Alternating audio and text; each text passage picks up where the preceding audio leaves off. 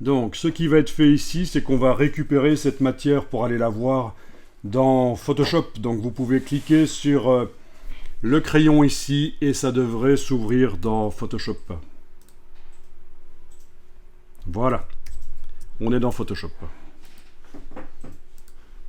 Parfois chez vous, évidemment, il va prendre du temps pour s'ouvrir. Donc ça, c'est le nom. Alors, il faut surtout pas, quand vous faites comme ça dans Dimension, demander d'ouvrir quelque chose dans Photoshop, il faut surtout pas, une fois que c'est terminé, la modification que vous vouliez faire fichier enregistré, parce que ça ne va pas marcher.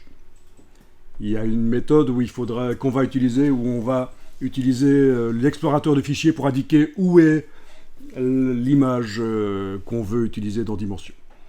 Donc, c'est peut-être un peu obscur ce que je viens de dire, mais ça va être plus évident après.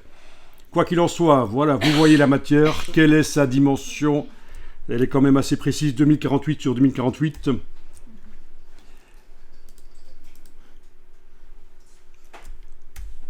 On va aller chercher une autre matière sur le web. Alors, par la suite, vous aurez l'occasion de tester avec la matière que vous voulez, mais dans un premier temps, ce serait bien qu'on utilise tous la même matière.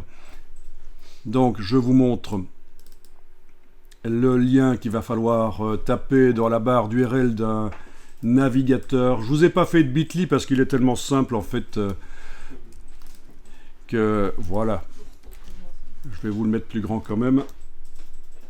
Voilà, vous tapez ça dans la barre d'URL d'un navigateur pour arriver direct sur l'image de la texture de surface, donc la normal map.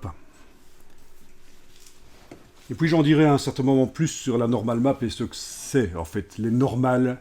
Et c'est des choses que vous utilisez tous les jours quasiment, j'en suis sûr. Si vous jouez aux jeux vidéo.